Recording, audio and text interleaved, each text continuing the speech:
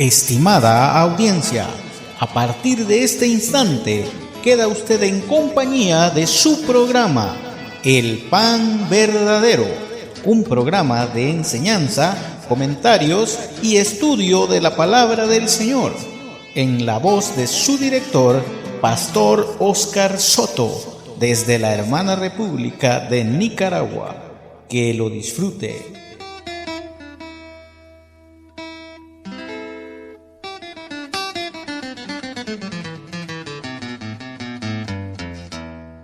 Dios les bendiga, amados hermanos, saludos en Cristo, ¿cómo están? Bendiciones. Bienvenidos a su programa El Pan Verdadero Internacional.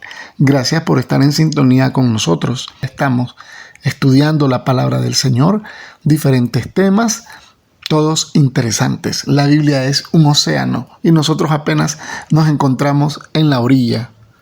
Bueno, eso dicen los teólogos. Todos los temas bíblicos tienen una profundidad. Y de más está decir que el tema financiero es columna vertebral para la fe cristiana.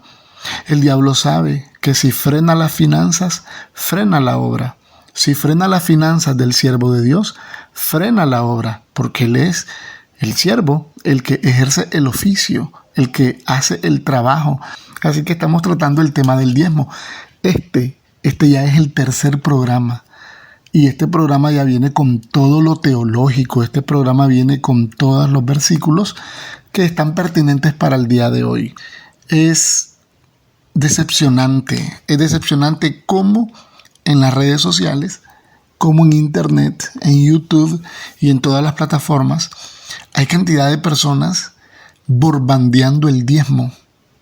Pero Dios ha estado también, ¿verdad?, levantando hombres y levantando mujeres que defienden la doctrina y además de eso explican la doctrina para que el pueblo no se confunda. Decía mi pastor, y esto lo recuerdo desde los 17 años quizás, cuando a un creyente la conversión le ha llegado a su bolsillo, es que verdaderamente ha sido regenerado. Porque muchas veces los creyentes entregamos todo, pero no entregamos el bolsillo.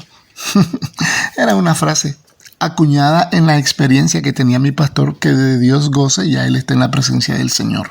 Vamos a orar para que Dios nos acompañe en este tercer programa. Este tercer programa viene con el perfil teológico. Aquí traemos todo lo que se refiere a la Biblia. Recuerde que en los dos programas anteriores lo que estuvimos haciendo fue comentando los principios básicos, los principios activos del diezmo. Pero hoy vamos a tratar de hacer un tinglado, vamos a entramar los principios que mencionamos anteriormente con los versículos bíblicos pertinentes. Vamos a hacer una exégesis y espero que sea la más transparente y que sea la que su espíritu pueda digerir, pueda aprovechar y pueda poner por obra. Gracias, Señor, te doy, te bendigo en esta hora, yo te suplico tu ayuda. Estamos tratando uno de los temas más delicados de la vida cristiana.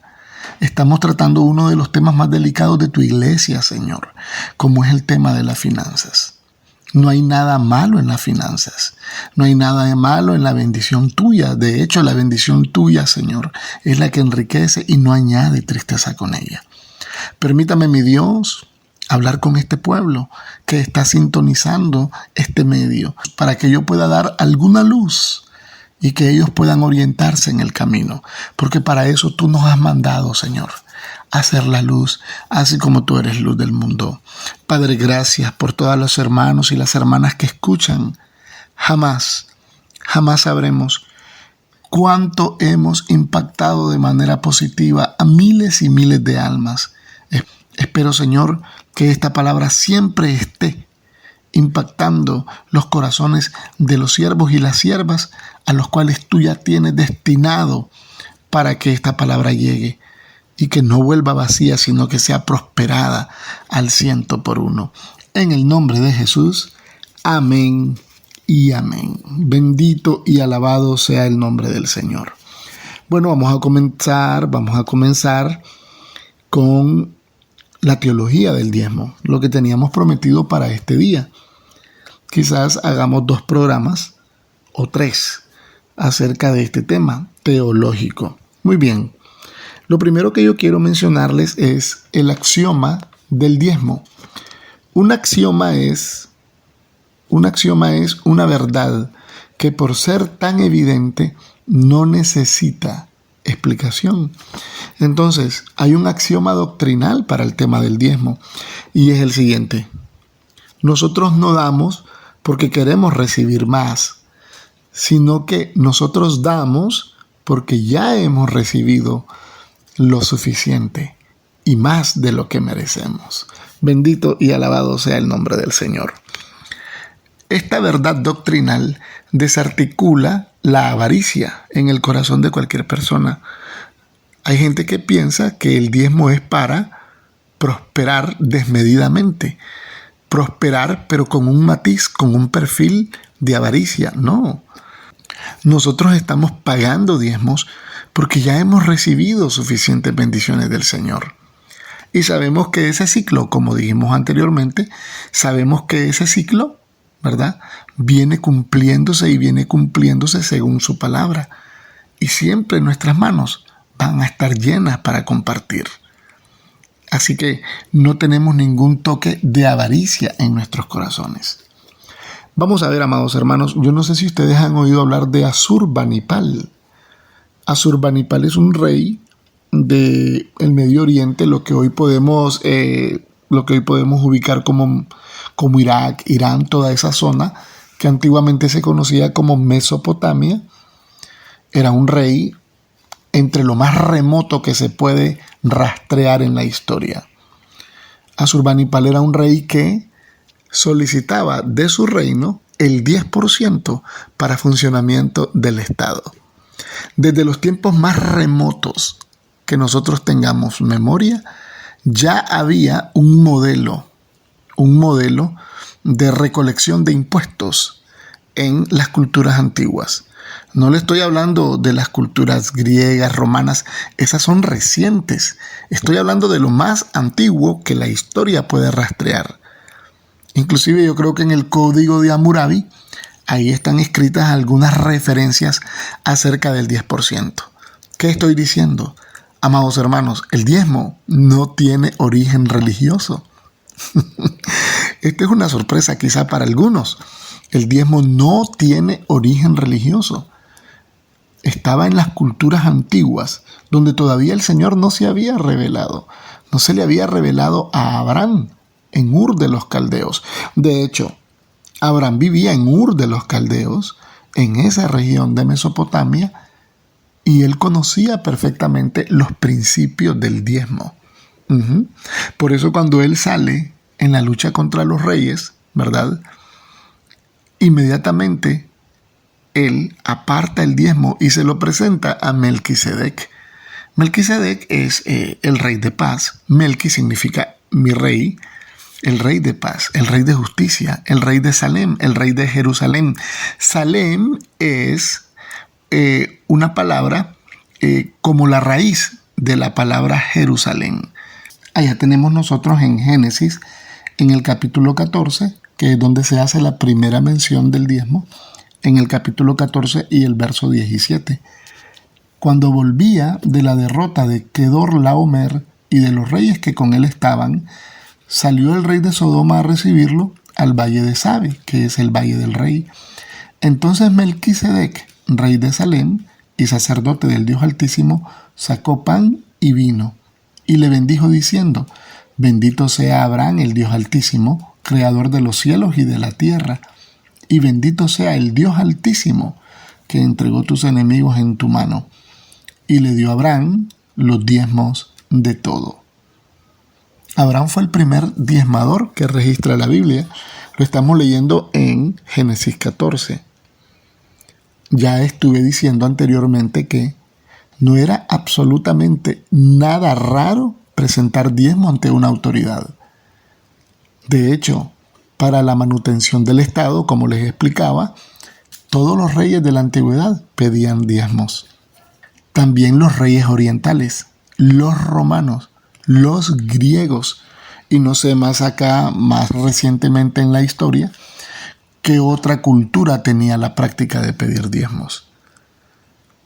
es una práctica milenaria, antigua y no tiene orígenes bíblicos. Vino Melquisedec y bendice a Abraham. Primeramente, Melquisedec bendice a Abraham. Noten ustedes cómo va la cosa. Melquisedec, el rey de Salem y sacerdote del Dios Altísimo, sacó 2 productos. Sacó pan y sacó vino. El pan y el vino, 2 productos de altísimo valor para la época. El vino servía inclusive hasta como medicina y era pues un producto de mucho valor para los nómadas. Estamos hablando de una sociedad nómada, estamos hablando de una sociedad beduina que siempre estaban buscando los mejores pastos para sus ganados, para sus ovejas, moviéndose de un lado a otro. Tener vino, tener un buen vino, era tener un producto de altísimo valor. El pan, un pan que no se descompusiera en el desierto ante la presión atmosférica, era pues también de muy alto valor. Así que vino Melquisedec y bendice a Abraham. Y entonces Abraham en respuesta da los diezmos de todo. ¿Ven ustedes cómo acá el axioma doctrinal se cumple? No damos nosotros porque queremos recibir, sino que estamos pagando nuestros diezmos porque ya hemos recibido lo suficiente y además de ello hemos recibido lo que no merecemos muchas veces. He encontrado algunos maestros en internet que dicen que esta acción de Abraham solamente fue una vez, ¿verdad? Ellos están haciendo una exégesis un poco estricta, encuadrada, con una cuadratura mental, además, en la mente del hablante. Ellos dicen que, bueno, tendremos nosotros que ir a la guerra contra alguien, agarrar un botín y diezmar de ahí para hacer exactamente lo que Abraham hizo. Por supuesto que no. No era un asunto recurrente, no había que estar martillando en la mente de las personas el hecho de que reportaran sus diezmos a las autoridades, porque era una costumbre que todos practicaban. Es más, el hecho de que la Biblia lo mencione en Génesis 14 significa también que Abraham era un buen ciudadano y era un ciudadano que cumplía todas sus obligaciones delante de las autoridades. No es un tema recurrente. Lo que pasa es que lo están analizando desde el siglo XXI, donde la gente lo que no quiere es pagar sus diezmos. Están envueltos en una sociedad de consumo, una sociedad de gasto y de gasto extralimitado. Una sociedad con una sobreoferta de productos superfluos, cosas que nosotros no necesitamos, pero que son atractivos, y muchas personas pues lo que están buscando es desautorizar los principios financieros de la iglesia para poder dar rienda suelta a todos sus deseos de compra, a toda su avaricia, a toda su codicia. Era algo tan natural en aquellos tiempos para que el estado correspondiente donde vivía cualquier ciudadano pudiese funcionar, pudiese sostenerse y pudiese funcionar. Aquí tenemos pues, mucho antes de la aparición de Moisés, tenemos a Abraham diezmando delante de Melquisedec, el rey de Salem. Bendito sea el nombre del Señor. Salem es la palabra que forma parte de la raíz de la otra palabra muy conocida que es Jerusalén, ciudad de paz. Entonces, el rey de Salem es nada más y nada menos que una teofanía. El mismo Cristo de la gloria le aparece a Abraham. Y Abraham inmediatamente presenta sus diezmos. Eso es lo que la Biblia nos explica mucho antes del diezmo de la ley. ¿Por qué lo he mencionado? Lo he mencionado por lo siguiente. La gente dice que el diezmo es de la ley, que el diezmo era para los tiempos de la ley. La gente dice que el diezmo ya no tiene actualidad, ni tiene respaldo de Dios. Muchas de las personas que dicen esto, generalmente es porque no han diezmado nunca, es una de las opciones. La otra opción es porque no se congregan en ningún lugar, no tienen pastor, no tienen enseñanza, no tienen doctrina. Y la tercera es porque tienen codicia en sus corazones. Recuerden el último principio básico que estuvimos comentando en nuestros programas anteriores. El diezmo es una obra de fe. Una obra de fe. Tiene que nacer en tu corazón primeramente para que tú lo puedas practicar y puedas ser bendecido. Así es el asunto. Entonces ellos se refieren a los diezmos de Moisés, el libertador del pueblo de Israel que estaba esclavizado en Egipto. Le da sus leyes, el decálogo, los 10 mandamientos. Pero de estos 10 mandamientos se derivan 613 mandamientos de la Torá. Y entre ellos hay mandamientos financieros. ¿Saben qué hizo Moisés? Moisés reguló el diezmo para el funcionamiento de la nueva nación de Israel. ¡Qué tremendo! Tenemos un diezmo antiguo que ya lo estuvimos viendo con Abraham, allá en Génesis 14. 430 años después, cuando la nación está formándose, hay una legislación de 613 mandamientos, hay mandamientos financieros, y entonces Moisés regula esa costumbre antigua y establece 4 diezmos para el pueblo de Israel. 4 diezmos. Por eso es que en Malaquías, en el capítulo 3, cuando dice vosotros, la nación toda me ha robado, vosotros sois ladrones porque me han robado en vuestros diezmos y ofrendas, ese texto se refiere al pueblo de Israel, no es para la iglesia. Ese es el primer error que nosotros encontramos y tenemos que aceptarlo, amados hermanos, y no es culpa de nosotros. No es culpa de nosotros los maestros de este tiempo. No es culpa de los maestros nuestros tampoco. Ni es culpa de los maestros de nuestros maestros. Podemos ir a 5 generaciones atrás y no es culpa de ellos. Así se ha venido predicando y así ha venido quedándose en la conciencia del pueblo. Hemos llamado ladrones y malditos inclusive a muchas personas por no pagar sus diezmos en las iglesias. Y lo que resulta es que no les pasa absolutamente nada. Ellos viven igual, tal cual. Sus vidas van hacia adelante. No pagan sus diezmos y no se mueren. Y viven bien en muchos de los casos. Entonces, ese mandamiento no es para nosotros. Ese comentario profético no es para nosotros. Ese es para el pueblo de Israel. Porque el pueblo de Israel sí tenía 4 diezmos bien establecidos, regulados por el legislador Moisés, ¿verdad? Y esos diezmos eran para la manutención del pueblo de Israel. Recuerden lo que dije al comienzo. Los imperios antiguos tenían su diezmo establecido para el funcionamiento del Estado. Esta nueva nación, aunque iba a pasar a cerca de desiertos, iba a conquistar pueblos, iba a ser un tiempo nómada antes de llegar a la tierra prometida, esta nación también, el tema financiero tenía que manejarlo, y con rango de ley. Tanto así que era una ley coercitiva. Malditos sois con maldición, porque toda la nación me ha robado. Escucha la pluralidad. Diezmos son varios.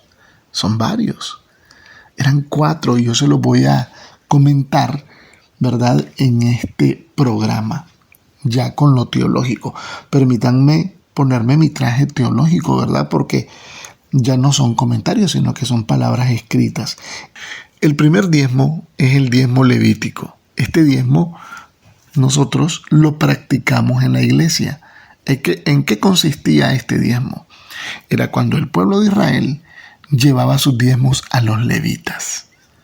Los levitas eran la tribu la cual Dios había apartado para el servicio en el templo.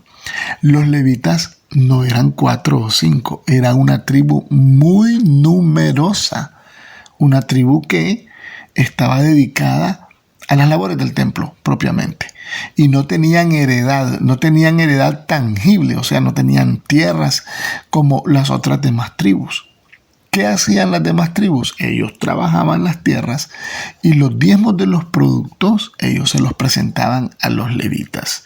Entonces ese es el primer diezmo del cual se menciona en la ley, el diezmo levítico, el diezmo que viene para los levitas. Los levitas tenían ahí algún orden y estructura. Podemos mencionar, por ejemplo, el Cohen Gadol. El Cohen Gadol es el sumo sacerdote. En este caso, el más famoso de los que nosotros conocemos es Aarón. Luego estaban los Cohenim. Los Cohenim eran todos los levitas que ayudaban en el trabajo del templo, los que recibían las ofrendas, los que hacían los sacrificios, los que mataban los palominos, los que recibían las ovejitas, etc.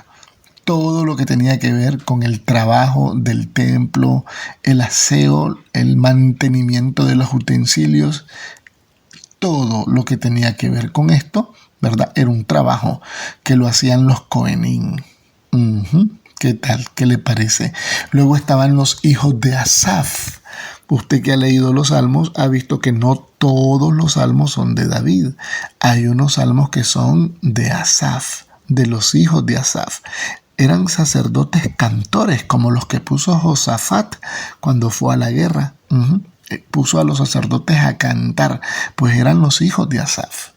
Los hijos de Asaf, entendidos en todo lo que es el instrumento musical, la alabanza, la adoración, lo que se llama en el hebreo el Todá y el Yadá, que es otra plática que vamos a tener seguramente algún día. Entonces, todos ellos tenían familias. Recuerden que el celibato no existía. Eso es un invento de la Iglesia Católica, que prohibirán casarse, dice la Biblia, doctrinas de demonios que prohibirán casarse. El celibato no existía. Es más, los levitas tenían que estar en constante reproducción porque el pueblo de Dios, ¿verdad?, necesitaba sus servicios como sacerdotes para la alabanza del Señor. Y los únicos que estaban autorizados para tocar las cosas del templo, para tocar las cosas del tabernáculo, cada uno en su momento, eran los levitas. Así que ese era el primer diezmo, el diezmo para los levitas. Nosotros en la iglesia lo practicamos cuando nosotros llevamos al levita de nuestro templo. ¿Quién es la persona que Dios ha apartado para que sirva en el templo de Dios? Pues nuestro pastor. Hay pastores que han sido llamados de sus profesiones, de sus carreras, de sus negocios. Hay pastores que han sido llamados para servir al Señor. Y vienen con familia, vienen con un niño, vienen con 2, con 3, ¿verdad? Y el pastor está sirviendo.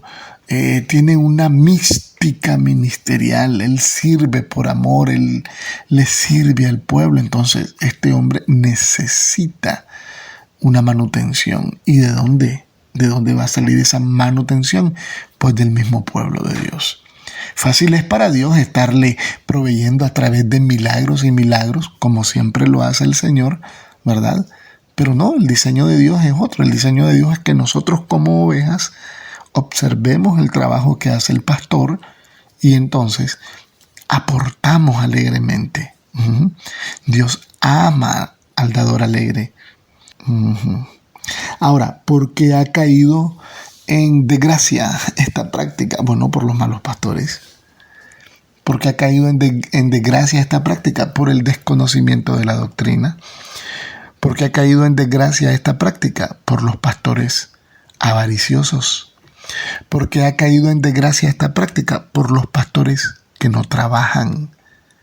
Hay pastores que solo se presentan a las iglesias a recibir su diezmo y predican 2 veces al mes, por ejemplo. Tengo que decirlo porque si vamos a hablar, tenemos que hablar en claro, en ladera y en lo plano. Hay siervos de Dios, apóstatas de la fe, que se han apacentado a sí mismos y ya no quieren trabajar, simplemente quieren recibir el usufructo de lo que debería ser un trabajo santo, de lo que debería ser el oficio santo del pastorado. Entonces la gente ha visto esto, la gente no es tonta. Las personas miran esto y dicen, no hombre, yo no voy a estar manteniendo a un holgazán.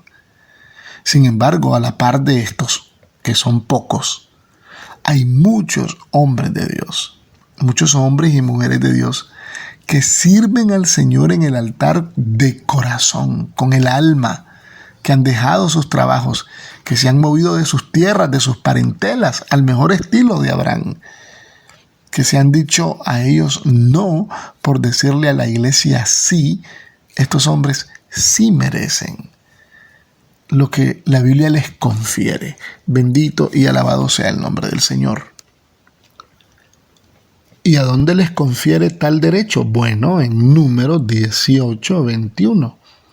Y he aquí yo he dado a los hijos de Leví todos los diezmos en Israel por heredad, por su ministerio, por cuanto ellos sirven en el ministerio del tabernáculo de reunión.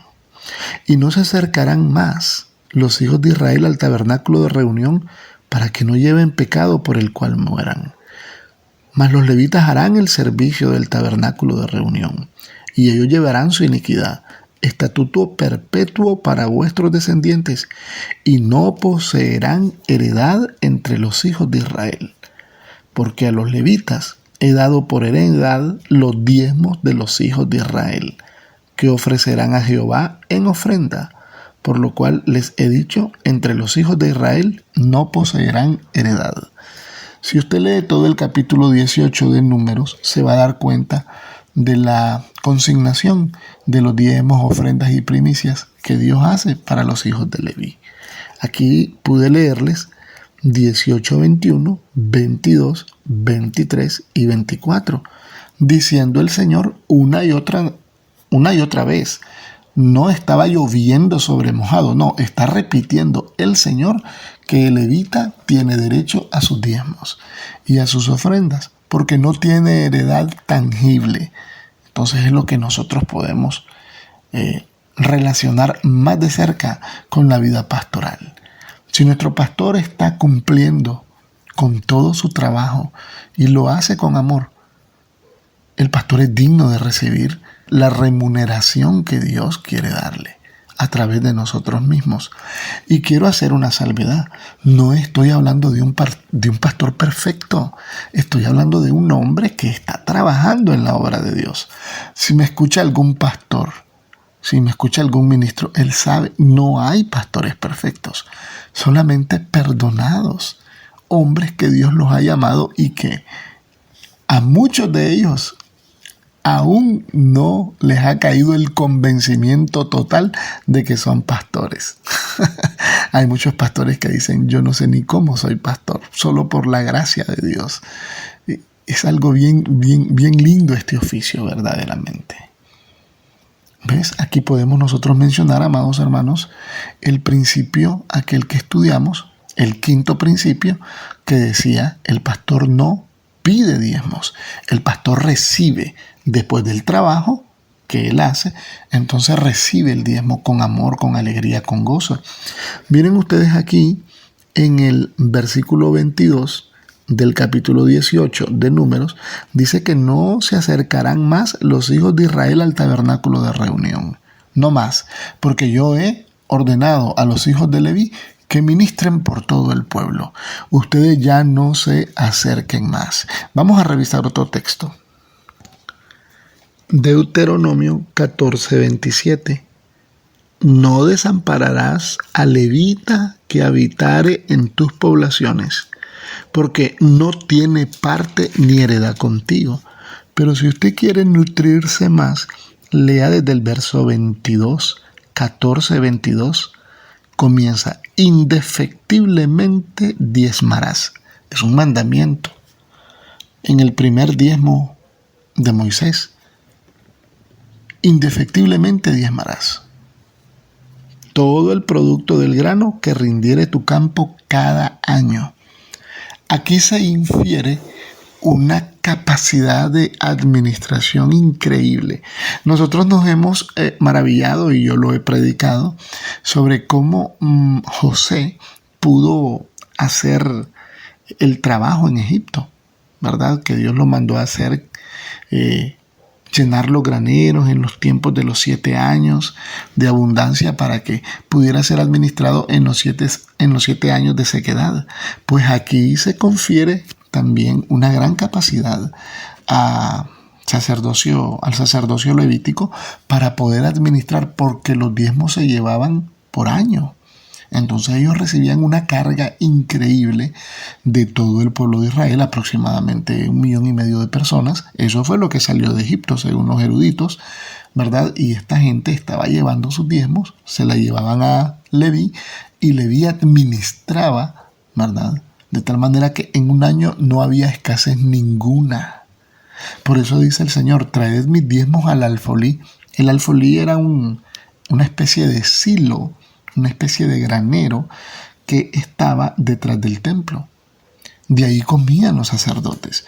Y además ahí también se guardaban los tesoros de guerra. Y el Señor dice: traed los diezmos al alfolí y hay alimento en mi casa, dice el Señor, refiriéndose a su templo. Y luego dice: probadme en esto.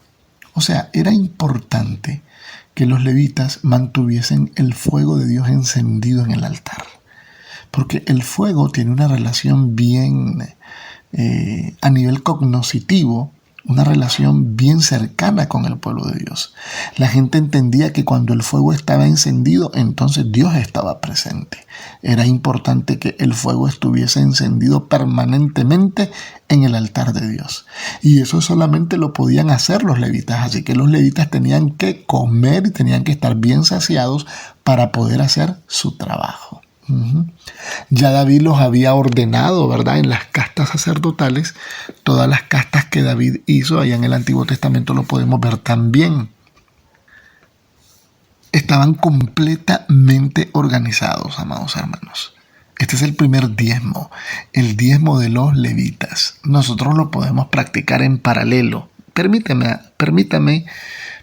usted que yo repita, porque de eso se trata el programa. Nosotros podemos practicar algún paralelo con este diezmo levítico cuando nosotros llevamos y pagamos nuestros diezmos delante de nuestros pastores, nuestras autoridades. Bendito y alabado sea el nombre del Señor. Aquí lo tenemos pues, el diezmo levítico. Indefectiblemente diezmarás. 14:22 de Deuteronomio. Vamos a leer otro texto. El diezmo de la tierra, así de la simiente de la tierra, como el fruto de los árboles, de Jehová es cosa dedicada a Jehová. Levítico 27:30. Y si alguno quiere rescatar algo del diezmo, añadirá la 5ª parte de su precio por ello. Todo diezmo de vacas o de ovejas y de todo lo que pase bajo la vara, el diezmo será consagrado a Jehová. El diezmo es mío, dice el Señor prácticamente, y yo se lo doy a Leví. Porque atendamos al primer principio. Dios no necesita dinero, pero su obra sí. Dios no necesita dinero, pero su tabernáculo sí necesitaba. Entonces el diezmo es mío y yo se lo cedo a Leví. Digamos, una paráfrasis. Bendito sea el nombre del Señor. Aquí me llama la atención que si alguien decía no lo voy a entregar en este año, entonces tenía que pagar el 15% para el próximo año. Y era algo que pues era muy oneroso, muy difícil de cumplir. Esto no es para la iglesia. Aquí te voy a dar un consejo a nivel pastoral. Hermano, si tú no has podido pagar tus diezmos por meses, deja eso. Ya lo que pasó, pasó. Comienza en este nuevo mes, Señor, voy a comenzar a diezmar. Los israelitas diezmaban por años, porque tenemos que ver la sociedad. Era una sociedad del trueque, no había papel moneda, no habían billetes, no habían tarjetas de crédito. Nosotros estamos en otros tiempos. Y entonces nosotros no vamos a diezmar granos. Yo por lo menos no soy agricultor. Del fruto de mi trabajo no vienen granos. No es la tierra lo que yo trabajo. Trabajo en la obra de Dios. Entonces yo diezmo. Y no lo diezmo en grano, sino que lo diezmo en dinero. porque es lo que yo me gano en el medio donde yo vivo, gano dinero. Entonces yo llevo dinero, el diezmo que corresponde delante de mi pastor. Ahora, si yo fuese agricultor, ¿verdad? Difícilmente el pastor va a poder ir a comprar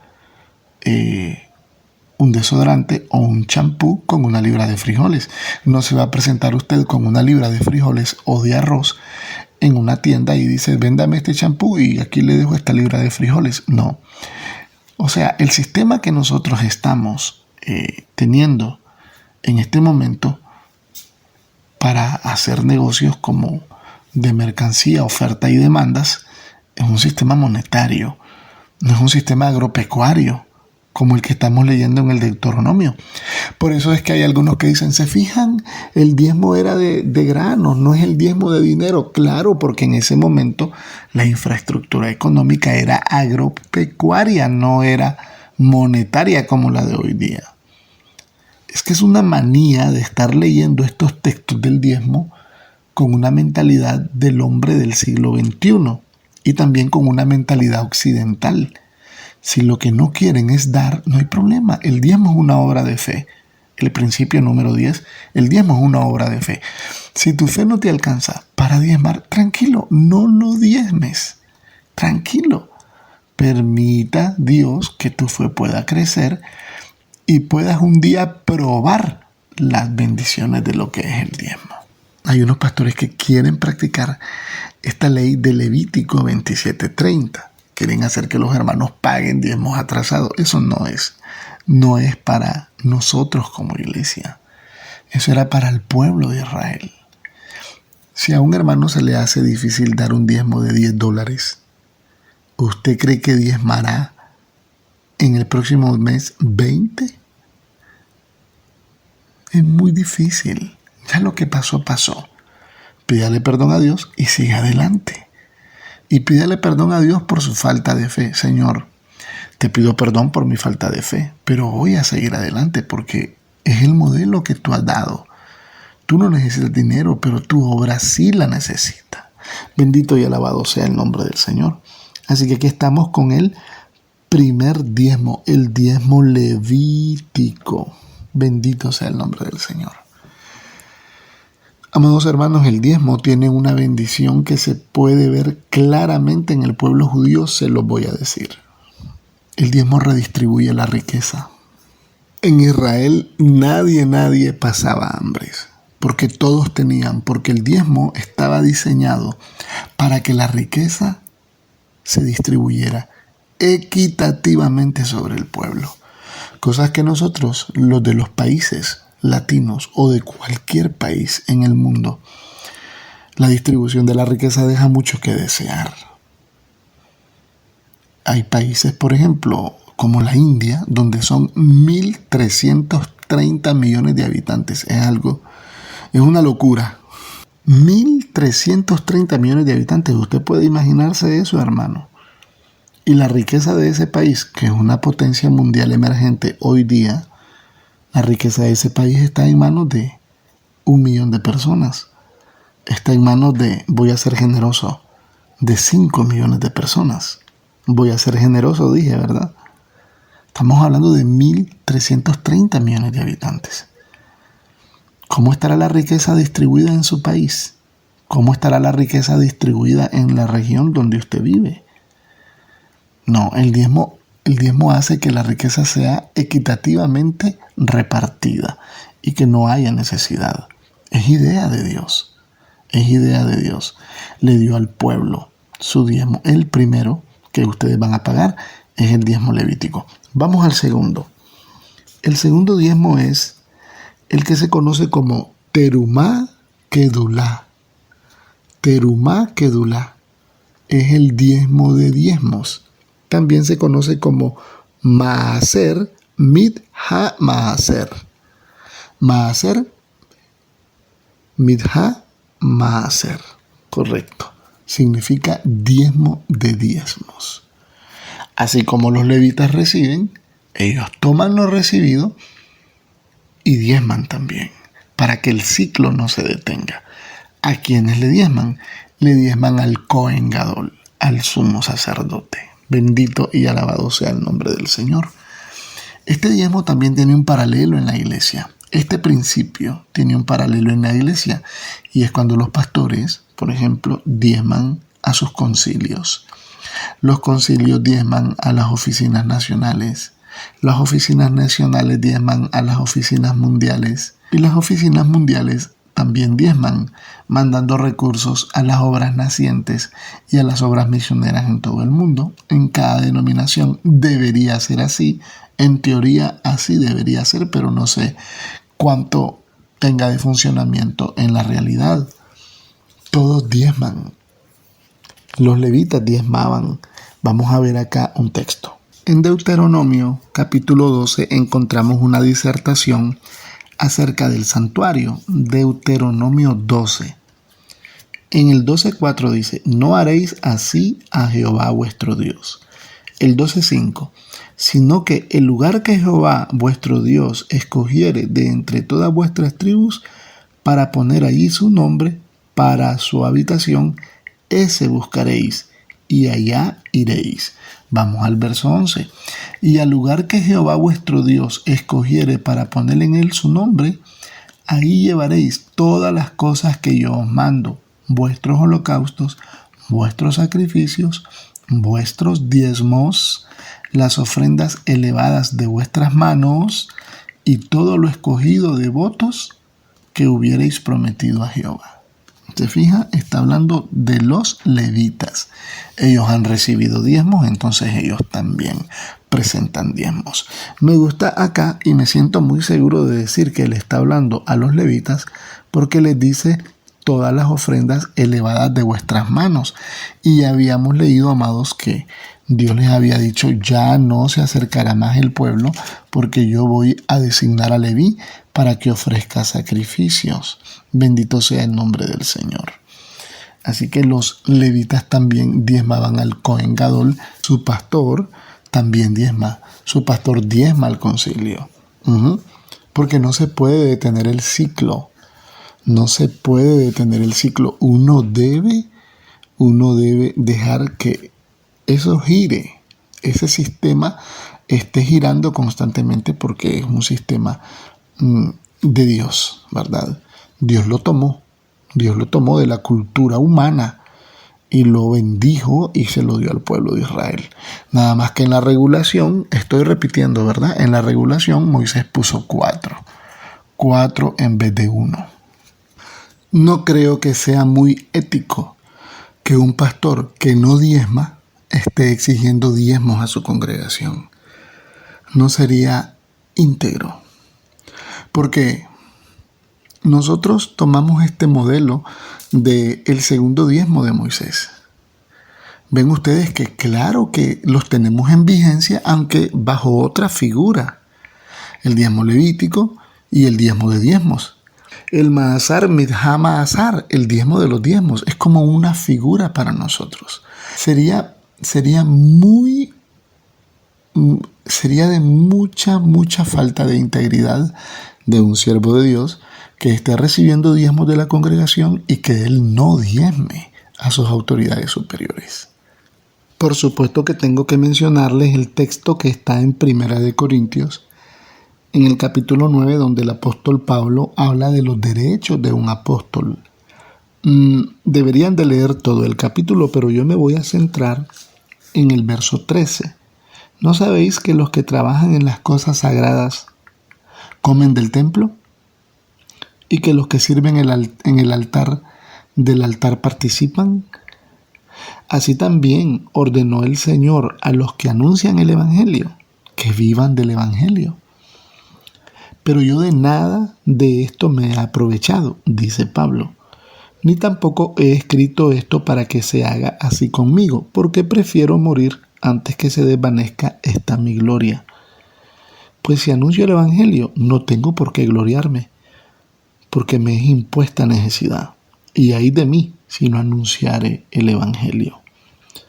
Habla Pablo de que los que anuncian el Evangelio vivan del Evangelio, y cuando se lo escribe a los corintios, los refiere a Deuteronomio 9:14, Mateo 10:10, Lucas 10:7. Todos esos textos hablan de que es un trabajo y es un trabajo que hay que remunerar.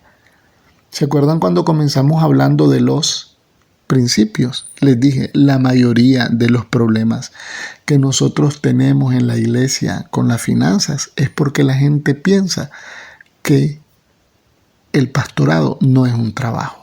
Pero el pastorado sí es un trabajo, y es un trabajo que tú no te puedes meter si Dios no te llama.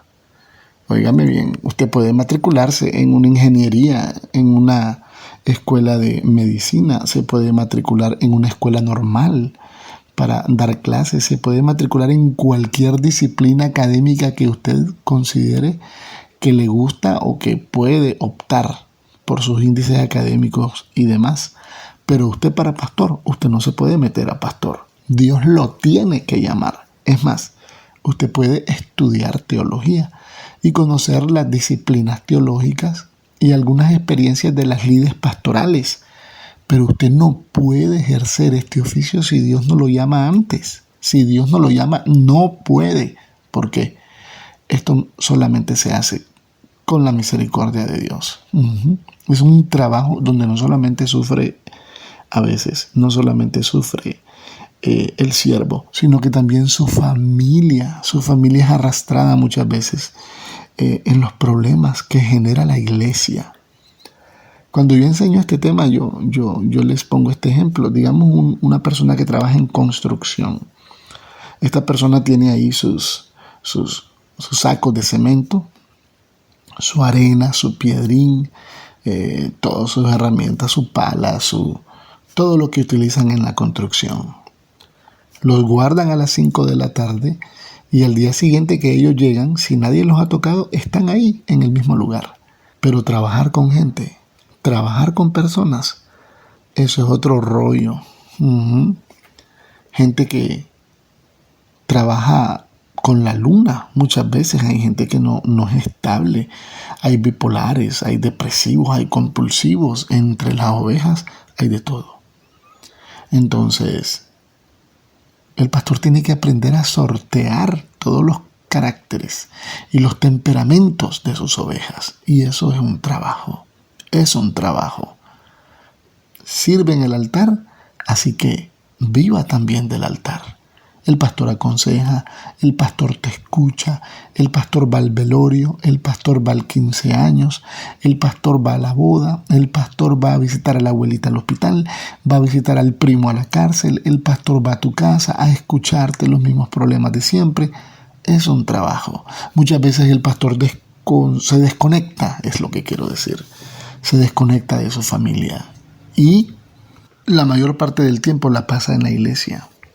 Y muchas veces también las esposas de los pastores y los hijos resienten este tren de trabajo, el training, esta manera de trabajar que no es con hora. No tiene hora ni de entrada ni de salida. Es 24/7. Cuando tú estás trabajando en una fábrica, tú tienes un horario de entrada y tienes un horario de salida. Si el empleador te pide que te quedes unos minutos más o unas horas más, tú metes en tu tarjeta unas horas extras que al final de la quincena vienen remuneradas en dinero. Pero en el trabajo de Dios no es así. ¿Merece un hombre que trabaje de esta manera ser remunerado? ¿Merece que se le dé una remuneración monetaria? Por supuesto que sí. Por supuesto que sí.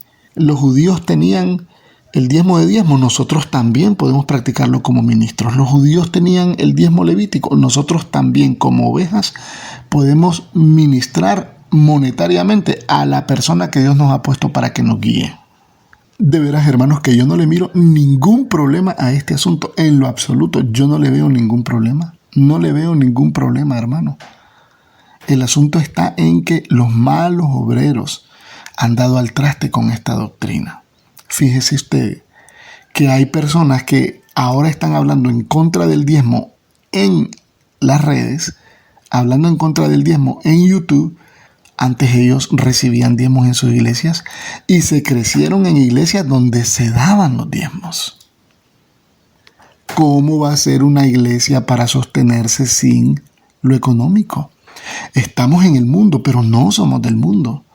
¿Cómo va a ser una iglesia para sostenerse sin economías?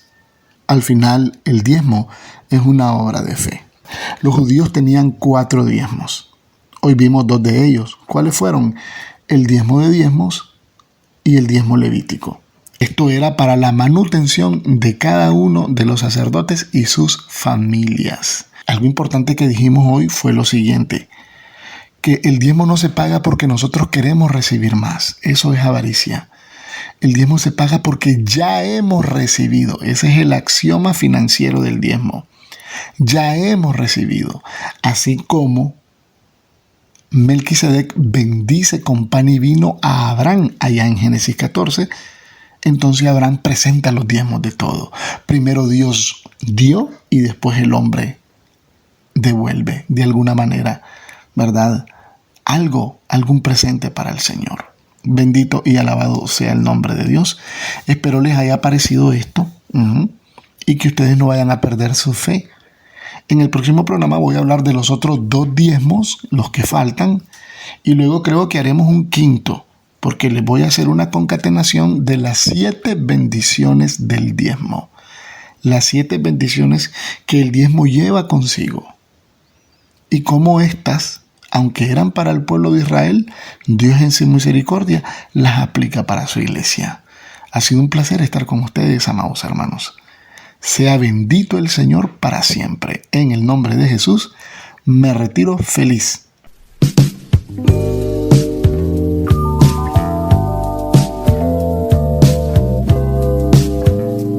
Ha sido un agrado estar al aire. Nos estaremos encontrando en la próxima edición.